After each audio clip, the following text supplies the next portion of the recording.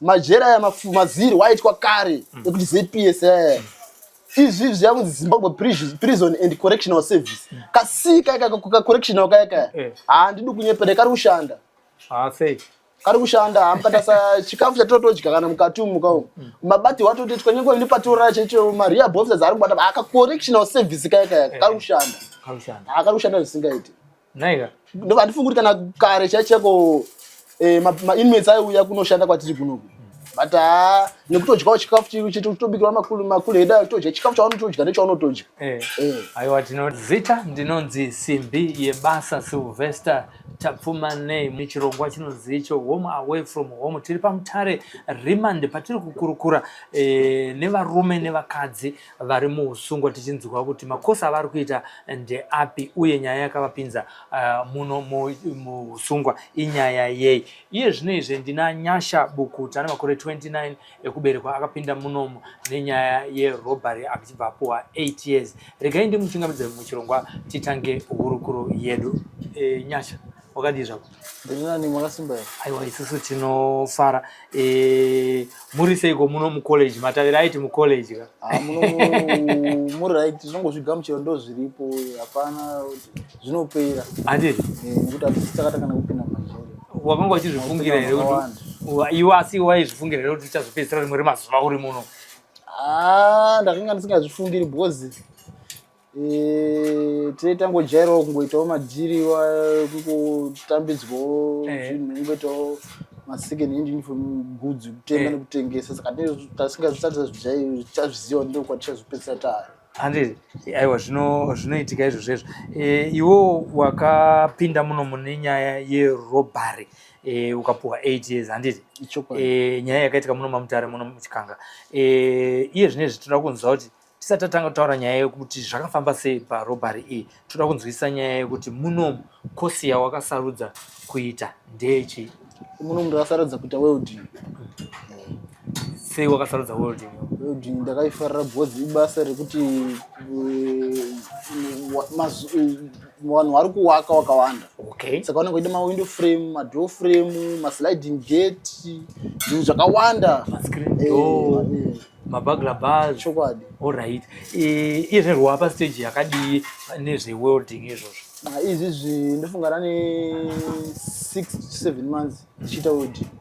Chawabata pa 6-7 months ichipewo chi? Ndabata zvinhu zvakawanda. Taura timbonyeurira. Ma-screen gates taakugadzira, ma-window frame, zvese kunyange ma-metal doors tikugadzira. Zvakawanda tikugadzira, ma-wheelbarrow chaiwo tinogadzira. Ndakukwanisa kuzvigadzira asi panze ndakanga ndisingazvikwanisi. Ndakatozvitangirawo muno mwedzi wanayo makula atinoswera nawo. Ndokwatodzidzisa. But takatarisa nezve-health and safety munyaya yewelding ndezvipi zvimwe zvawakadzidza zvinoita kuti iwo uchengetedze utano hwako pabasa rako raunenge uchiita uri nemapasapais anenge achipfuura kana paworkshop pako kana chichi? Chinhu chekutanga uchisvika takatodzwa kana uchisvika paworkshop chinhu chekutanga unotanga kupfeka masafety shoe wotsvaga kuti maglazi ako ari pai, worksuit first, usatambe unofanira kuona kuti unotambira kuenda zvinokwadza. Kana uchicheka simbi unofanira kucheka with care kuti usakwanise kuzongochisangana nenjodzi. Aiwa tinotenda zvikuru kwazvo. Nyaya yerobhari muchikanga zvakamira sei? Mama akabata bvute? Aiwa robhari kuti robhari katotogara kuti hey robhari inonetsa kunzwisisa but chokwadi chakaitika ndechekuti inini basa rangu randaita panze ndaitengesa mafoni. Ndainoda mafoni kuHarare kuGaufu, mafoni manyowani. Saka mukuzotengesa mafoni kuya unozviita uchinojairawo but umwe munhu anokwanisa kuti une foni une mafoni ako manyowani patebhuru pako. Chekutanga chakatanga kutoitika ndechekuti hatina kukwanisa kutengesera panzvimbo yaibvumidzwa. Saka unokwanisa kuti vanhu vohodha mafoni ako kuHarare manyowani wauya uchitengesa. Munhu anenge ane foni yake kuti yakangofabhijana asi inokwanisa kugadzirika. Wotoita swap and top nachimupa foni yacho chimupa yose uchigadzisa wotengesa futi kuti urambochita chi mari kuti foni kakugwa ndakati $50 yozopedzera kubudisa kuti 120 130 waigadzirira. Muri kuona manje kuti unogozopedzera wasana nemufoni ma second hand yawo uzopedzera kuatengesa. Saka chakaitika chekuti imi munokwanisa kunge mine foni yenyu yamuri kutengesa munoita problem ida kubatsirika moya nefoni achana nefoni yangu $40 ndotenga towirirana paya nekuzokupa 30 kana 35 tawirirana paya mangwana muchaya futi nefoni yaye kusvika tazopesana munosita muchizojairana kuti munhu uyu abva achitengesera chi mafoni ikapo tozoti akakukangana kwatinozotoita mukudhila uzopedza kuramba chikotenga zvokuti munhu imi mukazoya mangwana mukati foni yangu iyi so ndongora vachitenga chifoni usada kuti munhu ndajairana kudhila naye saka ndozobvunza munhu unoti akakuti nyange iri yekubana zokuti ndozongodhila chikoda anokamboya nemafoni akati saka nongora machidini chidhila naye saka anoziva kuti wakomana infact akatanga achiuya ari 1 achitengesera mafoni zamana kuuya wari 2 achitoti kana kwana ndikasauya ini unona uyu ndiye chi wanoenda tuma chiti alright bo akuzama ati akutowirirana paya kuti foni shamarika aisi straight bwana kugona kuitengesera kana bag chi iPhone yekuda chati alright aisi yakazokuzumisa one day manje achibva azouya neimwe Samsung A03 Go acha nefoni yangu ichi ndoda $60 ndati $60 hadina ndaida zofrasha ndati nganza akatonzi yakanhongwa chichi ndati alright boys okay ndifona mara kwasa kupa foni yako ambe kwasa kupa chi $30 ndizokwanisa kuflashisawo chifoni nganza alright bo chisa iri 30 vanamupa $35 ndovhadini ndobvaenda ndasava ndinoflashisa foni yangu ya $5 vandaitengesera ndakatoitengesera umwe munhu uyo taitokushandidzana aito necustomer yake tadai so paya ndobva azoti rimwe zuva saka zvoti chakaramba chidhira soka auziya bamba pangu rimwe zuva ndobva azoti ndakatorara ndobva atouya wanzi ndepi ndakatoshandisa una mapurisa kusvika pamba atobvunza mukadzi wangu kwanza muri right ko nyasha aripo ere sokuti mukadzi angafunga kuti pamwe makastoma angu ababa anongogara chingouya muri kuona kwanza anyasha aripo chichi kuti angasikatozivi kuti ndo zvatoitika anyasha aripo paipai mapurisa tobuda kwanza shama ndepi right varondibata paipai anzi uyu munhu nomuziva ari mota kuti ndomuziva kanzi tiani anonzi nhingihningi kwanzi right shamari tikuda foni yakatengeserwa nechi nemukomana ndati alright zvinetsi iwo chantarira kuti foni ndeyegumba chafana chindegumba kanzi foni ndeyegumba todiwa chii ndati alright aisinyana vatofonera friend yangu mukomana watashanda naye ndati atengesera foni yaye kwanzi shamari toda foni yakati kanzi don't worry ndikuuya di ngatisangane papolisi vatouya nefoni yaye tatosvika uko saka inini sekuti azosvika kumapurisa dai so papa dzatotuka onzi rimwe foni yanga asonditengeserawo kudhara dai so tatoenda kukoti musi wa 10 February 2023 ndomusi takaenda kukoti ndasana mbozijara zvokupinda mukoti ndaingosungwa chikugumira mapolisi dzimwe dzenguva nevhending tadai so tasvika kukoti paya ngati wakomana ndo zviripo izvi sochidini iwo handiwo wakanditengesera foni here inini handina kubvira ndambonoba foni ini ndinoziva madhireni komakabva nefoni tadai papa tatopinda mukoti zvikanzi tsatapinda mukoti ndauchiti shamari iyo ndinoziva chichi mapurisa atoti aiwo shamari iyo inima muri tu ndinokwanisa kutaura kwamakawana chifoni uyu ana mhosva aiwa atitomusiba chichibhozera isu tiri masales vangoti ndipe chiyo mari chikusiya ende kumba saka ina kuti aiwa ndikupai mari sei ndisiri ndakabaya chifoni atadai so paya topinda mukoti paya tadai totongwa tese paya chinhu chakazoita ndizotongwe nhasi inyaya kuti ndakaba foni iyoyo but inyaya kuti unenge usajara kusungwa 1 2 mafoni anenge akatengeserwa anenge akawanda saka ukazotobvuma kati wazotanga wakuzarasisa vamwe wako unogova hauzozivi zvaruya kumberi nongoramba uchitewa nemakaunzi akawanda angoti ndozvitongoripo chiti vose takazotobva kukoti sikudi tisiri kuwirira ndo zvakaitika handisi kuti ndakabaka chifoni yemwe asi ndakatengeserwa foni yenge yadiwe handisiri ndakaba foni saka ndozvakada ndizonenda muno mujeri mamberi saka 2 accounts dzakazoverenga dzakazokupa 8 years ndo dzakazomupa 8 years pawakapuwa 8 years iwewe wakazwa sei ipapo zvakandirwadza sekuti kana uchitanga kutongwa uchitongwa usambopika jeri ungochingoti zvangofana unenge usajaira unongoti handozviripo but unenge uchingoti chinhu chakanyandirwadza chekuti nanhasi uchindirwadza kuti hasini ndakaba foni but chandakakanganisa njewo ndaidhila navanhu vanoba pamwe pachinyaziva kuti foni yavo haisi straight asi nondikwanisa kundiitisa mari kuti mhuri yangu idini irara ndo zvakaitika saka chidzidzo chapo izvino ndechekuti chii chidzidzo chapo ndechekuti inini chinhu chese chinoitwa chichihwandwa chisikati kuti vanhu vazikanwe chinhu chese chisina kunaka ende munhu wese anachiti ndine dhiri andoda daise kana riri dhiri kungati pango pajekere pango dai kana kunyorana chinhu pasi ende chinhu chikusatenga chinhu chisina matsamba chinhu chisina kuringana azviti kana kutenga nokutengesa zvinhu zvisiri pamutemo. Iye zvine zvauri kuita nyaya yewelding uri munomu yaunge uchitsanangura iye takuenda panyaya yekuma-door frame, kuma-screen door, kumachichi matank stand zvinhu zvezvo zvakafanana nematank stand, ma-screen door iwaya, mabhagla kuti zvizobuda zviri straight zvipo zvamunoita kuti muzoti chinhu chinatsomira apa kuti dzi. Chinhu chekutanga chatinotanga kushandisa tanga tichishandisa tape measure.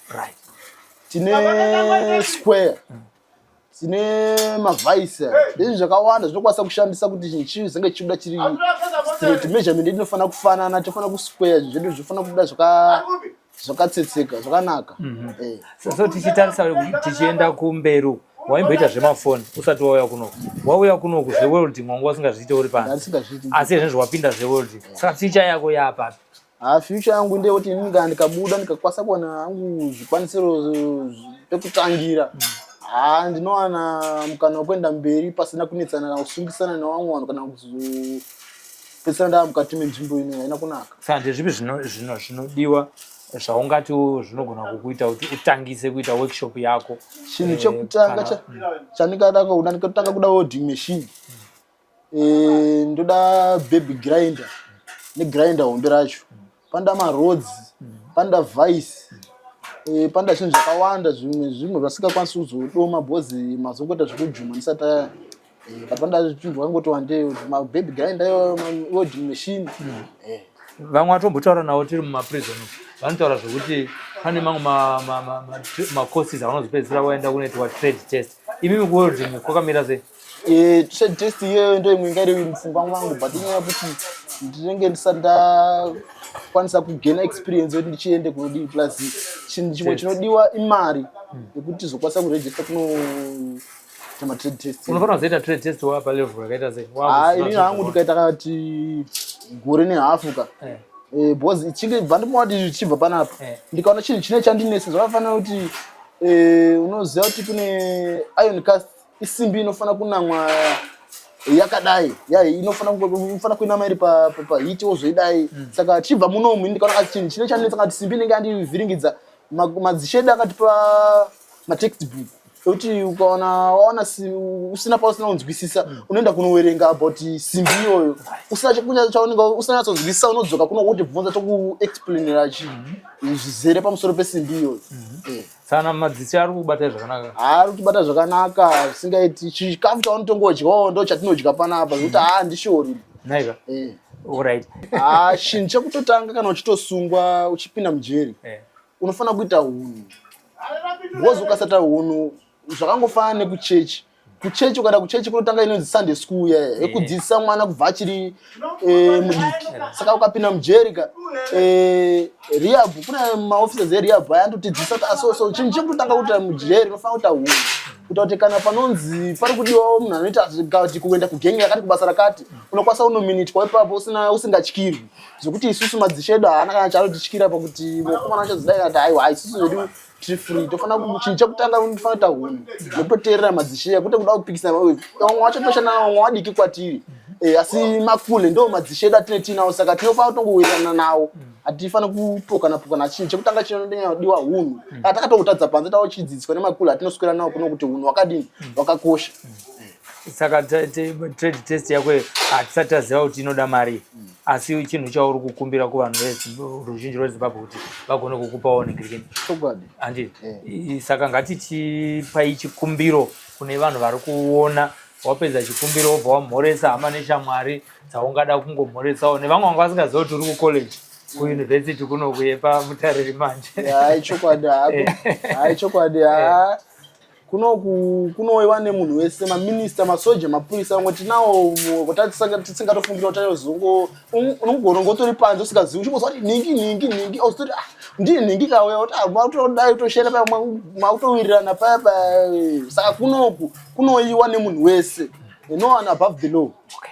Kunoiwa nemunhu wese. Andidi. Asi kuti usasvike kunoita fana kuita sei? Kuti usasvike kunoku unofana kuita zviri pamutemo. Unokwanisa kupara dzimwe mhosva dzakatawanda dzataitoita panza tisingazotopana mhosva asi nekusungwa manyozo buditsidza uchidzidza usipazona kuti unenge wazoti kabuda panze unosotaura kuti mami kuti aimoziva kuti mhosva yakadai yakadai nembangu dzimwe dzacho mhosva tarodziza nemachaji dzacho dzochaja magora akati nemasendedzi akati saka ndo zviripo pacollege. Pane zvimwe here zvasara zviri mudundundu mako zvaunoda kuburitsa? Chinhu chandoda kubudisa ndechekuti unokwanisa kunge uri panze uchitamba nemunhu iri friend yako asi ukanga wawirira padambudziko ndopanozosa kuti ushamwari hwatinochiita hweya hausi ushamwari chaiwo ndo vanonzi mafake friends atinochitaura. Saka unofana kuti kana ukabuda chinhu chekutanga isati tomboenda kana kumafaro chaiko uchizoti guru kwakati guru tichidaidzwa pamba chitodzea weyi tidai. Saka chinhu chekutanga checho shamwari chaiyo fanika muromo wemunhukadzi auri pasi ukauza zvinhu zvenyu izvi muchazodai zvinhu zvenyu kazhinji kacho hazvizonyanya kupotsa kana vabereki chacho vanoteererwa. Saka mafriends anoda kuti achilimitwa uchitamba nemafriends akaisa kuti uchienda kana kuchechi ndo chimwe chinhu chakakosha chendatokangana kunamata. Ndofunga pasi panapa pana nzvimbo inonamata sekujeri. Kujeri kunonamatwa ende kazhinji isu medu munofanika museo mandorara munotofamba nemathimu aya nokuti kachiti akomana ngatinamatire zvakati isaka kutomunzwa chidza akune runyere kupe rwefamily wiki chichi zvimwe akawanda mafamily wiki mamwe aitomboitwa izonzi azomiswa azodai but iyi family wiki iri kunzi iri kutaurwa nemafamily wiki yakacho yakadarika takatoanamata kuti timu yefamily wiki chichina nhasi yatonechi unosuzwa dzepamwe dzadzane madheti chichi. Saka kunamata kwakakosha nekuteerera vabereki. Mafriends muchita mashoma wawengi wanowana mukana wekupinda nawo kana musikanyatsi kuwirana especially nemafamilies. Ichokwadi majera aya maziri waitwa kare ekuti ZPS izvi zvakunzi Zimbabwe Prison and Correctional Service kasika correctional kaya handidi kunyepera kari kushanda kari kushanda amukatasa chikafu chatotodya kana mukati mukawo mabati watoti twanyengo ini patora checho maria officers ari kubata aka correctional service kaya kari kushanda kari kushanda zvisingaiti naiga ndo vandifunga kuti kana kare chacheko inmates aiuya kunoshanda kwatiri kunoku but nekutodyawo chikafu chitobikirwa makulu eda kutodya chikafu chaunotodya nechaunotodya.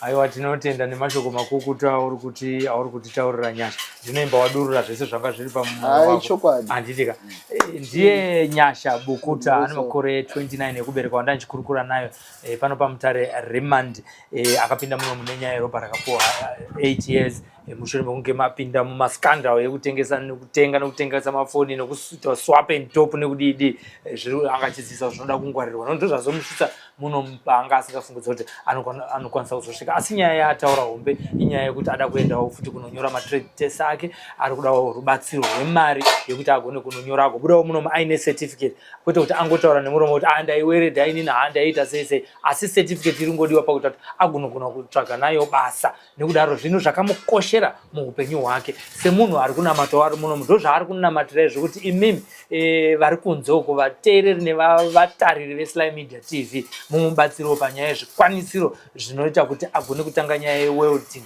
Ataura zvakawanda zvamanzwa muchirongwa chinechi zvinodiwa kuti agone kutanga welding mushure mekunge abuda. Nekudaro pfuriraiwo mberi nekuita mweya wakanaka wamagara muinawo pano paSly Media TV pachirongwa chedu chinechi home away from home.